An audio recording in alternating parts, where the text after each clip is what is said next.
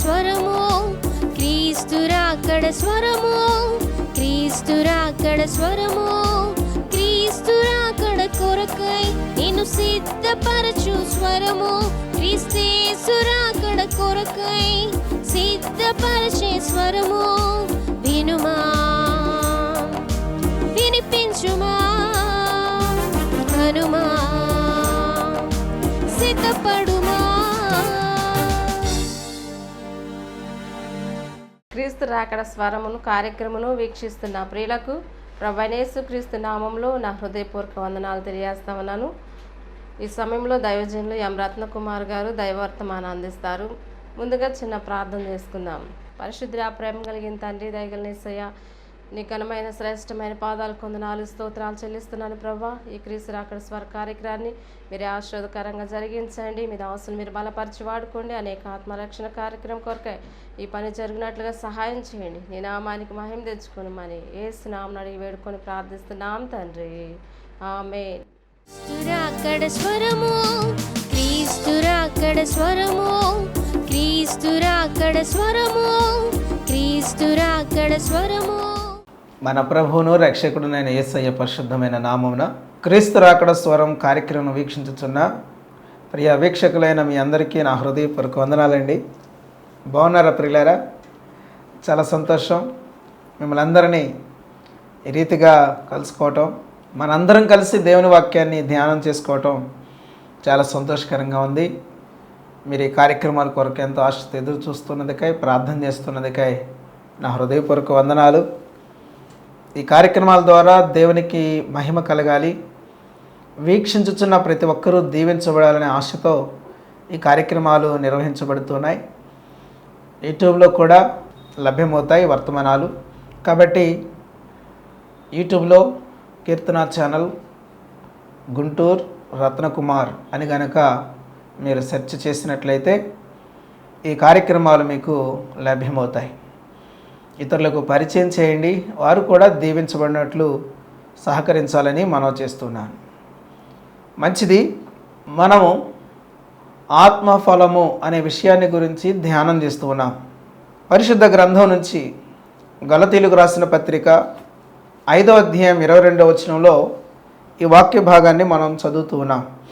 అయితే ఆత్మఫలమేమనగా ప్రేమ, సంతోషము, సమాధానము, దీర్ఘశాంతము, దయాళుత్వము, మంచితనము, విశ్వాసము, సాత్వికము, ఆశా నిగ్రహము.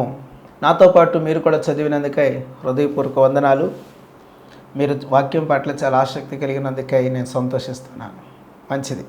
దేవుని బిడ్డలారా, ఈ 9 లక్షణాలలో ఒకదాని గురించి మనం ధ్యానం చేస్తున్నాం. మొదటిది ప్రేమ.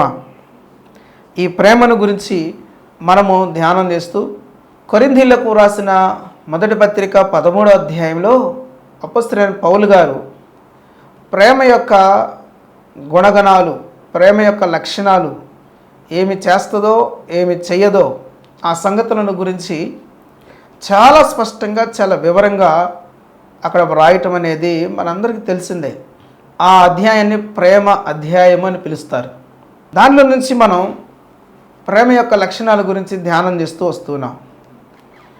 ప్రేమ ఏం చేసిద్దో దాని గురించి ధ్యానం చేసి, ప్రేమ ఏం చెయ్యదో దాని గురించి మనము ధ్యానం చేస్తూ వస్తున్నాం.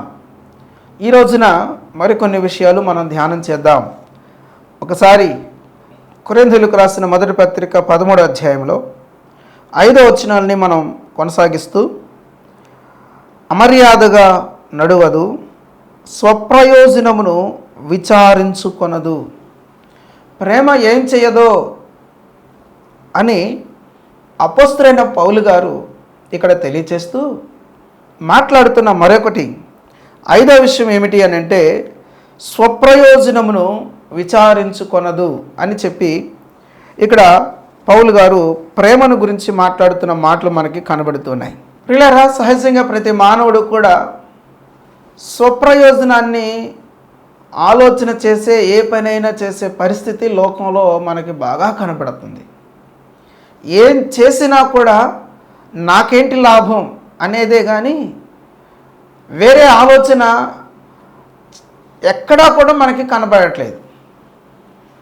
అయితే ఒక వ్యక్తి దేవుని ప్రేమతో నింపబడినట్లు గుర్తు ఏమిటి అని అంటే, ఆ వ్యక్తి చేసే పనుల్లో స్వప్రయోజనాన్ని కాంక్షించే మనసుకి చాలా దూరంగా ఉంటాడు. చాలా అద్భుతమైన మాట ఇక్కడ మనం చూస్తూ ఉన్నాం.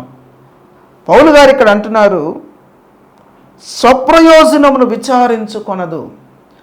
ఒక వ్యక్తి తన జీవితంలో దేవుని ప్రేమతో గనక నింపబడితే ఆ వ్యక్తి జీవితం ఎలాగుంటుంది అని అంటే, ప్రతి దానిలో నాకేంటి లాభం, నాకేంటి ప్రయోజనం, నాకేంటి లాభం, నాకేంటి ప్రయోజనం, ఈ విధమైన ధోరణితో వారి జీవితాలు కొనసాగించబడుతూ ఉంటుంటాయి.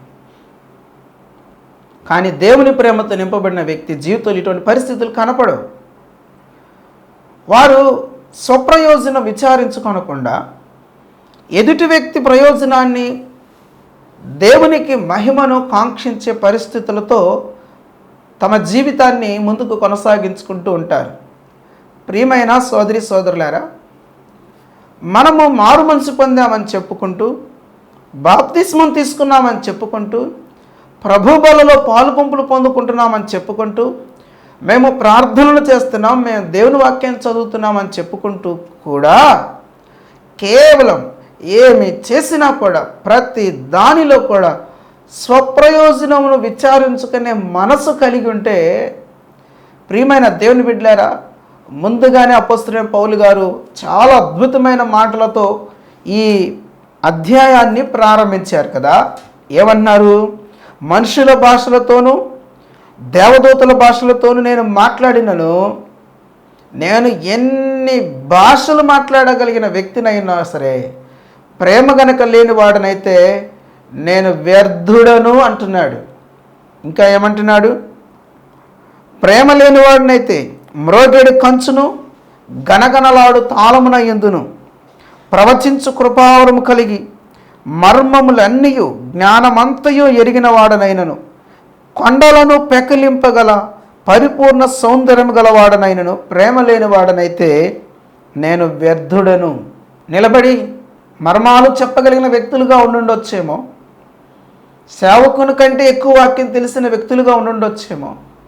వాక్యం తెలిసి ఉండడం తప్పని నేను చెప్పట్లేదు, కానీ నీకు తెలిసిన వాక్యము కంటే కూడా దేవుని ప్రేమ చేత నింపబడిన జీవితం అనేది దేవుని వాక్యం మనకు ఉపదేశించుతున్న అద్భుతమైన విషయం.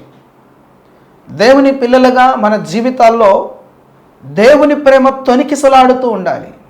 దేవుని ప్రేమతో మనం నిండిన వారముగా ఉండాలి. దేవుని ప్రేమతో మన జీవితాలు కొనసాగించబడుతూ ఉండాలి. అపోస్తలుడైన పౌలు గారు అంటున్నారు, నేను మర్మములన్నీ చెప్పగలిగినంత జ్ఞానం కలిగిన వ్యక్తినై ఉన్నా, కొండలను పెకలింపగలిగిన శక్తివంతమైన విశ్వాసాన్ని కలిగి ఉన్న, బీదల పోషణ కొరకు నా ఆస్తి అంతా ఇచ్చివేసిన, కాల్చబొట్టుకు ఒకవేళ నా శరీరాన్ని అప్పగించిన, ప్రేమ గనక లేకపోతే నాకు ప్రయోజనమేమీ లేదు. లేరా? ప్రేమ యొక్క విలువ ఎంత గొప్పదో అపోస్తలుడైన పౌలు గారు ఈ 3 వచనాల్లో తెలియజేస్తూ వస్తున్నారు. ప్రియమైన సోదరి సోదరులారా, దయచేసి ఈ మాట వినండి. మనము చివరి దినాల్లో ఉన్నాం. ప్రేమ చల్లారిపోతున్న దినాల్లో మనం ఉన్నాం. 2000 సంవత్సరాల క్రితమే ప్రియ ప్రభు యేసుక్రీస్తు వారు చెప్పిన మాట, ప్రేమ చల్లారిపోతుంది అని. ఎందుకు? అక్రమం విస్తరించి ప్రేమ చల్లారిపోతుంది. క్రమమేది జీవితంలో? ప్రతి దానిలో స్వప్రయోజనను ఊహించుకోవటం, చూసుకోవటం, దాని కొరకే అన్నట్లుగా బ్రతికితే అది క్రమం అవుతుందా? కాదే. ఎంత దౌర్భాగ్యమో తెలుసా అండి? మీ ఎదుటికి నేను ఒక వాక్య భాగాన్ని తీసుకొస్తున్నాను. యోబు గ్రంథం 21వ అధ్యాయము 14-15 వాక్య భాగాలు మీ ఎదుటి తీసుకురావాలని నేను ఆశపడుతున్నాను. వారు, నీ మార్గములను గూర్చిన జ్ఞానం మాకు అక్కరలేదు, నీవు మమ్మను విడిచిపోమని దేవునితో చెప్పుకుదు. మేము ఆయనను సేవించుటకు సర్వశక్తి గలవాడెవడు? మేము ఆయన గూర్చి ప్రార్థన చేయుడు చేత మాకేమి లాభం కలుగును అని వారు చెప్పుదురు అని ఇక్కడ మనం చదువుతున్నాం. గమనించారా ప్రియులారా? ఎవరు వీరు? భక్తిహీనంగా బ్రతికే వ్యక్తులు, భక్తిహీనత అంటే భక్తి లేకపోవటం కాదు. భక్తి లేకపోవటం, పూర్తిగా లేకపోవటం భక్తి శూన్యత అని దేవుని వాక్యం మనకు తెలియచేస్తుంది. భక్తి శూన్యులు వేరు, భక్తిహీనులు వేరు. వీరిలో భక్తి ఉంటుంది, కాకపోతే దేవునికి సరిపోయినంత భక్తిగల జీవితాన్ని వీళ్ళు జీవించలేరు. వీరిని భక్తిహీనులని దేవుని వాక్యం చెప్తుంది. భక్తి శూన్యుల కంటే ప్రమాదకరమైన వ్యక్తులు ఎవరండి అని అంటే భక్తిహీనులు. వీరి జీవితం ఎలాగుంటుందండి అని అంటే ఏమి చేసినా కూడా ప్రయోజనమే, ఏమి చేసినా కూడా లాభమే ముఖ్యంగా జీవించే వ్యక్తులుగా ఉంటారు. ఎంత విచారకరమో కదండి. ఆఖరికి ప్రార్థన చేయడం ద్వారా మాకేంటి లాభం? ప్రార్థన చేయడం ద్వారా మాకేంటి లాభం? ప్రార్థన చేయటం కూడా లాభాన్ని ఆకాంక్షించే మనసుతో వీరున్నారనంటే వీరిలో భక్తిహీనత ఎంత మేరలో ఉన్నదో ఆలోచన చేయాల్సిన వారమైన ప్రియమైన సోదరి సోదరులారా, ప్రార్థన ద్వారా మన ఆత్మీయ జీవితాలు మెరుగుపరచబడాలి. ప్రార్థన ద్వారా దేవునికి మరింత మనం సమీపం అవ్వాలి. లాభం అంటే వీళ్ళకి ఏం కావాలి? ప్రార్థన చేయగానే డబ్బులు రావాలి, ప్రార్థన చేయగానే ఉద్యోగాలు రావాలి, ప్రార్థన చేయగానే మంచి చదువులు చదవాలి, మంచి మార్కులు రావాలి, ప్రార్థన చేయగానే వాహనాలు కావాలి, వస్తువులు కావాలి, గొప్పవాళ్ళు అయిపోవాలి. ఇదన్నమాట ప్రార్థన. అందుకోసమా? యేసుప్రభు ఎక్కడ చెప్పలేదా మాట? మీరు శోధనలో ప్రవేశింపకున్నట్లు మెలకువగా ప్రార్థన చేయండి అని దేవుని వాక్యం చెప్తుంది కదా. అన్నిటికీ అంతము సమీపమైనది కనుక ప్రార్థనలు చేయొచ్చు, మెలకువగా ఉండని పేతురు గారు చెప్పారు కదా. సమస్త పరిశుద్ధుల కొరకు విజ్ఞాపన చేయొచ్చు, మెలకువగా ఉండని అపొస్తలుడైన పౌలు గారు చెప్పారు కదా. ఇతరుల వల్లే మనం నిద్రపోక మెలకువగా ఉండాలని పౌలు గారు తెస్సలోనికైలకు రాస్తూ 5వ అధ్యాయంలో చెప్పారు కదా. మెలకువగా ఉండి ప్రార్థన చేయాలి, ప్రార్థన చేస్తూ మెలకువగా ఉండాలని మాటలు పరిశుద్ధ గ్రంథంలో చాలా స్పష్టంగా దైవజనుల ద్వారా, దేవుని ద్వారా, ప్రభువైన యేసుక్రీస్తు ద్వారా చాలా స్పష్టంగా ప్రకటించబడ్డాయి కదా. ప్రార్థన దేనికి? కేవలం భౌతిక సంబంధమైన అవసరతలు తీర్చుకోవడం కొరకు ప్రార్థన. స్వప్రయోజనం. స్నేహం చేసిన స్వప్రయోజనం, ఒకళ్ళతో సంబంధాలు కలిగిన స్వప్రయోజనం, కాసేపు కలిసి కూర్చున్న స్వప్రయోజనం, కాసేపు ఎక్కడికైనా కలిసి వెళ్ళిన స్వప్రయోజనం. ప్రియులారా, కారణం ఏంటి తెలుసా? వారిలో దేవుని ప్రేమ లేకపోవుట. ఈ కార్యక్రమాన్ని వీక్షిస్తున్న ప్రియమైన సోదరి సోదరులారా, దేవుని పిల్లలుగా మనము లాభమును ఎల్లప్పుడూ కోరుకునే ఆ మనసు నుంచి విడుదల కావాలి. యేసుక్రీస్తు వారు మాట్లాడుతూ దీపం వెలిగించి ఎవడు కూడా కొంచెము క్రింద మంచం కింద పెట్టరు అని చెప్పాడు. కొంచెం అంటే ఏంటి, మంచం అంటే ఏంటి? ఇప్పుడు మనకు అంతగా తెలియకపోవచ్చు, కానీ ఎందుకంటే ఇప్పుడు భాష మారిపోయింది. కేజీలు, అర కేజీలు, క్వింటాలు, టన్నులని మనం వాడుతూ ఉన్నాం. గతంలో మన తాతల కాలంలో సోల, మానిక అని వాడుతుండేవాళ్ళు. ఇంకా దానికంటే ముందు కొంచెం అనేది అది కొలత కొలిసే ఒక పాత్ర, అది వ్యాపారంలో ఉపయోగించే ఒక వస్తువు. యేసుక్రీస్తు ప్రభు వారు అంటారు, దీపం వెలిగించి కొంచెం కింద పెట్టరు కదా అంటాడు. దీపం వెలిగించంటే ఆరిపోయిన మన ఆత్మీయ జీవితాలను వెలిగించబడిన తర్వాత తీసుకెళ్ళి వ్యాపారం క్రింద పెట్టకూడదు. ప్రతిదీ వ్యాపార దృష్టితో ఆలోచన చేయకూడదు. నాకేంటి లాభం, నాకేంటి లాభం? ప్రార్థన చేస్తే లాభం, వాక్యం చెబితే లాభం, వాక్యం చదివితే లాభం, పరిచర్య చేస్తే లాభం, నాకేంటి లాభం? ఈ లాభం అనే దృష్టితోనే జీవితాలు గడించిపోతూ ఉన్నాయి. కేవలం భూ సంబంధమైన లాభాల కొరకు ఎదురు చూస్తూ, భూ సంబంధమైన లాభాల కొరకే ఆలోచన చేస్తూ జీవితాలను గడపడం ద్వారానే సమయం అంతా కూడా గడిచిపోతూ ఉంది. సోదరి సోదరులారా, దయచేసి ఈ మాట వినండి. ఇక్కడ మనం గుర్తుపెట్టుకోవాల్సిన ఒక మాట ఏంటంటే, దేవుని ప్రేమ చేత నింపబడిన మనము మనకు ప్రయోజనం లేకుండా ఏది చెయ్యము అని కాదు, కానీ ప్రతీది మన ప్రయోజనం కొరకే అన్నట్లుగా బ్రతకటం మాత్రం దేవుని చిత్తానికి వ్యతిరేకంగా జీవించే జీవితం అని గుర్తించాల్సిన బాధ్యత ఈ రోజున క్రైస్తవ జీవితంలో జీవించుతున్న మనకి అవసరమైనది. ఎందుకో తెలుసా? దీనికి అద్భుతమైన మాదిరి మన ప్రభు అయిన యేసుక్రీస్తు వారే. ఆయన ఏమన్నారు తెలుసా? దేవుని వాక్యంలో మత్తయి సువార్త 20వ అధ్యాయం 28వ వచనంలో ఆయన పలికిన మాట ఏంటి తెలుసా? అలాగే మనిషి కుమారుడు పరిచారము చేయించుకొనుటకు రాలేదు కానీ పరిచారము చేయుటకును అనేకులకు ప్రతిగా విమోచన క్రయధనముగా తన ప్రాణం ఇచ్చుటకును వచ్చెనని చెప్పాను అని మనం చదువుతున్నాం. కాబట్టి ప్రియులారా, ఈ మాటలు మనం గుర్తుపెట్టుకుందాం. మన ప్రియ ప్రభు ఈ లోకంలోకి వచ్చాడు. నాకేంటి లాభం అని అనుకోలేదు. ఆయన పరిచారం చేయించుకోవడానికి కాదట వచ్చింది, పరిచారం చేయడానికి వచ్చాడు. ప్రాణాలు తీయటం కోసం కాదు వచ్చింది, ఆయన ప్రాణం పెట్టడానికి ఈ లోకానికి వచ్చాడు. ఎక్కడ కూడా నాకేంటి లాభం అన్నట్టు మనసు యేసుప్రభు వారిలో కనపడదు.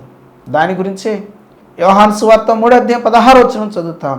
దేవుడు లోకమును ఎంతో ప్రేమించాడు కాబట్టి ఆయన స్వప్రయోజనం విచారించుకొనకుండా మన కొరకు సిలువలో ప్రాణం పెట్టడానికి ఈ లోకానికి వచ్చారు, ఈ లోకంలో జీవించారు, సిలువలో ప్రాణం పెట్టి మరణించి సమాధి చేయబడి మరణాన్ని జయించి తిరిగి లేచిన మృత్యుంజయుడయ్యారు. ఇదంతా కూడా ఆయన హృదయంలో సంపూర్ణంగా నిండి ఉన్న ప్రేమ కారణమై ఉన్నదనే సంగతిని మనం గుర్తించి క్రీస్తు పిల్లలము అని పిలువబడుతున్న మనందరము కూడా క్రీస్తు యొక్క అడుగుజాడల్లో నడుచుకుంటూ మన జీవితాలు ముందు కొనసాగించుకుందాం. ప్రేమ స్వప్రయోజనం విచారించుకున్నదు. రండి మరొక విషయాన్ని చదువుకుందాం. అపొస్తలుడైన పౌలు గారు కొరింథీయులకు రాసిన మొదటి పత్రిక 13:5 అమర్యాదగా నడువదు, స్వప్రయోజనం విచారించుకొనదు, త్వరగా కోపపడదు. దేవుని బిడ్డలారా, ప్రేమ ఏమి చేయదో అనే దాంట్లో 6వది ప్రేమ త్వరగా కోపపడదు. త్వరగా కోపపడదు అనే మాటకి గ్రీకులో వాడబడిన పదం పారాక్సునో అనే పదం గ్రీకులో వాడబడినది. దీని అర్థం ఏమిటి అని అంటే త్వరగా కోపం తెచ్చుకోకపోవటం. దేవుని బిడ్డలారా, కోపం అనేది పాపం కాదు, కానీ కోపంతో పాపం చేసే స్థితికి మనం వెళ్ళకూడదు. కోపము పాపానికి దారితీసేదిగా ఉంటే మాత్రం అది ప్రమాదకరమైనదే. ఎందుకు అని అంటే మనము దేవుని పిల్లలముగా పాపము చేయకూడదు. యేసుక్రీస్తు వారు స్వయంగా చెప్పిన మాట, లేకపోతే దేవుని వాక్యం మనకు స్పష్టంగా చెప్తున్న మాట ఏంటంటే కోపపడుడి కానీ పాపము చేయకుడి అని చెప్పాడు. అపొస్తలుడైన పౌలు గారు ఎఫెసీయులకు రాసిన పత్రిక 4:26 ఈ వాక్యాన్ని మనం చదువుతాం. కోపపడుడి కానీ పాపము చేయకుడి, సూర్యుడు అస్తమించు వరకు మీ కోపము నిలిచి ఉండకూడదు అని చెప్తున్నాడు. ఎంత అద్భుతమైనది! కోపపడుడి కానీ పాపము చేయకుడి. పాపమునకు దారితీసే కోపం చాలా ప్రమాదకరమైనది. ఎందుకనంటే దీని గురించి భక్తుడైన యాకోబు గారు పలికిన మాటను కూడా మనం చదువుకోవాలి. యాకోబు పత్రిక 1:19-20 చదువుకుందాం. ప్రియ సహోదరులారా, మీరు ఈ సంగతి ఎరుగుదురు గనుక ప్రతి మనుషుడు వినుటకు వేగిరపడువాడును, మాటలాడుటకు నిదానించువాడును, కోపించుటకు నిదానించువాడునై ఉండవలెను. ఎందుకనగా నరుని కోపము దేవుని నీతిని నెరవేర్చదు అని ఇక్కడ మనం జ్ఞాపకం చేసుకుంటున్నాం. పాపమునకు దారితీసే కోపం అన్నది నీతికి దారితీసే నీతియుక్తమైన కోపము కూడా ఉన్నది. దేవుని పిల్లలుగా మన జీవితంలో ప్రభు అయిన యేసుక్రీస్తు వారిని చూడండి, పరిసయ్యులపై ఎంతో కోపడ్డాడు. ఆ కోపము ఏ కోపం? పాపానికి దారితీసిన కోపం కాదు. ఆ కోపం నీతియుక్తమైన కోపమైనది అనే సంగతిని మనం జ్ఞాపకం పెట్టుకోవాలి, గ్రహించాలి. తనను అన్యాయపు తీర్పు తీర్చి సిలువకు అప్పగించిన వ్యక్తుల విషయాలు ఆయన ప్రవర్తించిన తీరేంటి? తనను అన్యాయపు తీర్పు తీర్చారు, కొట్టారు, తిట్టారు, హింసించారు, నానా మాట్లాడినారు. యేసుప్రభు వారు అక్కడ కోపపడలేదు, దూషించలేదు. పేతురు గారు దీని గురించి ఎంత అద్భుతమైన మాట అంటారు, చదువుదామా? పేతురు రాసిన మొదటి పత్రిక 2:22-23 చదువుతున్నాను. ఆయన పాపము చేయలేదు, ఆయన నోటను ఏ కపటమును కనబడలేదు, ఆయన దూషింపబడి బదులు దూషింపలేదు, ఆయన శ్రమ పెట్టబడి బెదిరింపక న్యాయముగా తీర్పు తీర్చు దేవునికి తన్ను తాను అప్పగించుకొనెను అని ఇక్కడ చదువుతున్నాం. ప్రియులారా, దయచేసి వినండి. ప్రభు అయిన యేసుక్రీస్తు వారు భయంకరంగా చిత్రహింసకు గురి చేయబడ్డారు, భయంకరంగా ఆయన శిక్షించబడ్డాడు. అయినా తనను శిక్షించిన వ్యక్తుల మీద ఎన్నడూ ఆయన కోపడలేదు. కోపడకపోగా వారిని క్షమించినట్లుగా మనం చదువుతున్నాం. శిలువలో పలికిన మొట్టమొదటి మాట, తండ్రి వీరేమి చేస్తున్నారు, వీరెరుగరు, వీరిని క్షమించుము అని. ఎంత అద్భుతమైన మాదిరి! అందుకనే అపోస్తలుడైన పేతురు గారు తాను రాసిన మొదటి పత్రిక 2వ అధ్యాయము 21వ వచనం అంటాడు, క్రీస్తు కూడా మీ కొరకు బాధపడి మీరు తన అడుగు జాడల యందు నడుచుకున్నట్లు మీకు మాదిరి ఉంచిపోయెను. ఎంత అద్భుతమైన మాదిరి అండి యేసు ప్రభు క్రీస్తు వారిది. ఆయన మన ఎదుట ఎంత అద్భుతమైన అడుగు జాడలు ఉంచి వెళ్ళాడు. క్రైస్తవ జీవితం అంటే ఏంటో తెలుసా ప్రియులారా? యేసు క్రీస్తు ఎక్కడ అడుగు వేశాడో అక్కడ అడుగు వేయటమే క్రైస్తవ జీవితం. అదే క్రైస్తవ జీవితం యొక్క మాదిరి, అదే క్రైస్తవ జీవితం యొక్క ప్రామాణికత. యేసుక్రీస్తు ప్రభువారి మాదిరే, యేసుక్రీస్తు ప్రభువారి యొక్క అడుగు జాడలే క్రైస్తవ్యం యొక్క ప్రామాణికత. ఆయన అడుగు జాడలో మనం నడవాలని మన ఎదుట మాదిరి ఉంచి వెళ్ళాడని ఎంతో అద్భుతంగా పేతురు భక్తుడు ఇక్కడ మాట్లాడుతున్నాడు. ప్రియమైన సోదరి సోదరులారా, ఈ కార్యక్రమాన్ని వీక్షిస్తున్న మన జీవితంలో దేవుని ప్రేమ చేత నింపబడిన వ్యక్తులు ఎలా ఉంటారో పౌలు గారు చెప్తున్నారు. ప్రేమ త్వరగా కోపపడదు. అపొస్తలుడైన పౌలు గారు అబద్ధ బోధకులపై ఎంతో కోపాన్ని చూపించాడు. అయితే ఒక గొప్ప విషయం ఏంటి తెలుసా? తనను గాయపరిచిన వారిని ఓర్చుకున్నాడు. వింటున్నారు కదూ? నీతియుక్తమైన కోపానికి, పాపమునకు దారితీసే కోపానికి చాలా తేడా ఉంది. నీతియుక్తమైన కోపం, యేసుక్రీస్తు ప్రభువారు పరిసయ్యుల మీద కోపడ్డారు. తనను శిలువ శిక్షకు అప్పగించిన వారిని మొదలుకొని భయంకరంగా శిక్షించిన వారిని సహితం ఆయన క్షమించాడు. యేసుక్రీస్తు ప్రభువారిది నీతియుక్తమైన కోపం. అపొస్తలుడైన పౌలు గారు అబద్ధ బోధకులను చీల్చి చెండాడాడు, కోపించాడు. తనను గాయపరిచిన వారిని మాత్రం ఎంతో ఓర్చుకున్నాడు. అర్థమవుతుంది కదూ? దేవుని పిల్లలుగా ఇది మన జీవితాల్లో చాలా విలువైనది. మనము నీతియుక్తమైన కోపాన్ని కలిగి ఉండటంలో తప్పు లేదు, కానీ పాపమునకు దారితీసే కోపాన్ని కొంచెం కూడా మనలో ఉండనీయకుండా జాగ్రత్త పడాల్సిన అవసరం మనకు ఉన్నది. కోపం ఏదైనా సరే పాపమునకు దారితీసేదిగా ఉండటానికి వీలు లేదు. అది దేవుని ప్రేమతో నింపబడిన వ్యక్తిలో ఆ పరిస్థితులు సంభవించవు. దేవుని ప్రేమ చేత నింపబడితే ఖచ్చితంగా ఇదిగో పౌలు గారి జీవితం ఏంటి, ప్రభువైన యేసుక్రీస్తు వారి జీవితం ఏంటి, అటువంటి జీవితాన్ని మనం జీవించడానికి అవకాశం ఏర్పడుతుంది. కాబట్టి దేవుని పిల్లలుగా మన జీవితాల్లో అటువంటి శ్రేష్టమైన అనుభవాలతో మన వ్యక్తిగత జీవితాలను కొనసాగించుకుందాం. మన జీవితాన్ని అనేకులకు మాదిరికరంగా ఉంచుకుంటూ ప్రియులారా, క్రీస్తు యొక్క అడుగుజాడల్లో నడుచుకుంటూ మన జీవితాలను ముందుకు కొనసాగించుకోవాల్సిన బాధ్యత మన మీద ఉన్నట్లుగా ఇక్కడ మనం జ్ఞాపకం చేసుకుంటున్నాం.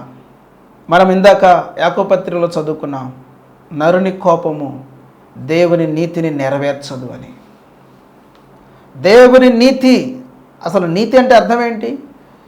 చేయవలసింది చేయటం, చేయకూడనిది చేయకుండా ఉండటం కదా. కోపంలో చేయాల్సింది చేయకపోగా చేయకూడని చేస్తాం. దేవుని నీతికి విరుద్ధంగా నడుచుకునే పరిస్థితి ఏర్పడుతుంది. కాబట్టి మన జీవితంలో అటువంటి పరిస్థితులు సంభవించకుండా దేవుని పిల్లలుగా ప్రేమతో మన జీవితాలు ముందుకు కొనసాగించుకోవాల్సిన వారమైన ప్రేమ లక్షణాన్ని మన జీవితాలు పుణికిపుచ్చుకొని లోకం మనలో క్రీస్తు ప్రేమను చూచేటట్లుగా నడుచుకోవలసిన బాధ్యత మన జీవితాల మీద ఉన్నది. ఆ సంగతిని మనం గుర్తించాలి. ఈ రోజున వాక్యం ప్రజలందరికీ బాగా తెలుసు, కానీ వాక్యానుసారమైన జీవితమే ప్రజలకు కావాల్సిన అవసరత. ప్రేమను గురించిన బోధలు చాలా ఉన్నాయి, కానీ ప్రేమను చూపించే జీవితం కావాలి నేటి దినాల్లో. తమ్ముడు చెల్లి, నీ ఇంటిలో వారందరూ కూడా, అక్క అన్న, నీ ఇంటి వారందరూ కూడా నీలో దేవుని ప్రేమను చూడగలిగిన జీవితాన్ని నీవు జీవించాల్సిన అవసరం నీకుంది. చీటి మాటికి కోపడుతూ నీ రక్షణ జీవితాన్ని ఆశ్వాదకరంగా కొనసాగించుకోగలుగుతావా? ఇది సాధ్యమవుతుందా? ప్రతి చిన్నదానికి చిరుపురులాడుతూ ఆత్మీయ జీవితాన్ని శ్రేష్టమైన రీతిలో, ఉన్నతమైన రీతిలో కొనసాగించుకోగలగటం సాధ్యమవుతుందా? క్షమించలేని మనసుతో ఒక వ్యక్తి ఆత్మీయ జీవితాన్ని వృద్ధి చేసుకోవడం సాధ్యమవుతుందా? ఈ కార్యక్రమాన్ని వీక్షిస్తున్న మనం ఎవరిని క్షమించలేకపోతున్నావో ఒకసారి ఆలోచన చేసుకొని, ప్రభా పలానా వారిని క్షమించలేకపోతున్నాను, నాకు సహాయం చేయ ప్రభు అని ప్రార్థించే. ఎవరి మీద ఊరక చిరుబురులాడుతూ కోప్పడుతూ నీ జీవితాన్ని కొనసాగించుకుంటున్నావో దాని నుంచి విడుదల పొందినట్లు ప్రార్థన చేయి. ప్రభు నీకు సహాయం చేస్తారు. అటువంటి శ్రేష్టమైన అనుభవంతో నీ జీవితాన్ని ముందుకు కొనసాగించుకోగలిగినట్లయితే నీ ద్వారా దేవుడి నామం మహింపరచబడుతుంది. నీవు ఆత్మీయంగా ఎదగటానికి మాత్రమే కాకుండా ఫలభరితమైన జీవితాన్ని జీవించడానికి అవకాశం ఏర్పడుతుంది. అట్టి మహాకృప పరిశుద్ధాత్మ దేవుడు సమృద్ధిగా దయచేసి మిమ్మల్ని అందరినీ ఆశీర్వదించునుగాక. ఆమేన్. ప్రార్థన. మా ప్రియమైన పరలోకపు తండ్రి, నీకు వందనాలు. రక్షణ పొందిన మా జీవితాలు ఎలా ఉండాలో మాతో మీరు మాట్లాడుతూ ఉన్నందుకై నీకు స్తోత్రాలు. మేము ఆత్మఫలం ఫలించాలని, దానిలోని మొదటి లక్షణమైన ప్రేమను గురించి మాతో విస్తరించి మాట్లాడుతున్నందుకై నీకు స్తోత్రాలు. పరమ తండ్రి, ఈ దినాన విన్న వాక్యం ప్రతి ఒక్కరి హృదయాల్లో ఫలభరితంగా చేయమని వేడుకొనుచున్నాను. స్వప్రయోజనం విచారించుకునే మనసు నుంచి, త్వరగా కోపపడే పరిస్థితుల నుంచి మా నామలో గొప్ప విడుదల మాకు అనుగ్రహించమని వేడుకొనుచున్నాం. కలిసి ప్రార్థన చేయించురని బిడ్డలను దర్శించండి. నూతన శక్తితో, నూతన బలముతో నింపి సహాయం చేయండి. ఈ ప్రార్థనలో ఏకీభవించి ఎవరైతే తమ యొక్క అవసరతల నిమిత్తం ప్రార్థన చేస్తున్నారో దయగల తండ్రి, వారిని మీరు జ్ఞాపకం చేసుకొని, ఇదిగో నీ బిడ్డల యొక్క అవసరతలు మీ నామలో తీర్చి మీకు మహిమ, ఘనత, ప్రభావం కలుగునట్లు సహాయం చేయండి. దీవించండి.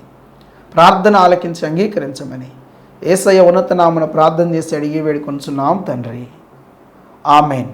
త్రియేక దేవుని దీవెన, శాంతి, సమాధానం ఇప్పుడు ఎల్లప్పుడూ సదాకాలం మనందరికీ తోడైండి నడిపించి దీవించి మనలందరినీ తన రాకడ కొరకై సిద్ధపరిచి భద్రపరచును గాక. ఆమేన్. Praise lord.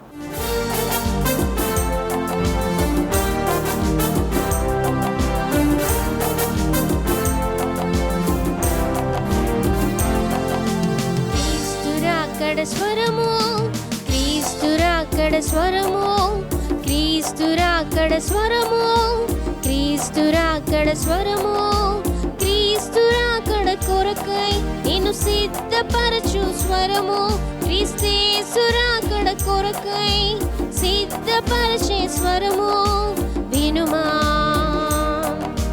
వినిపించుమా.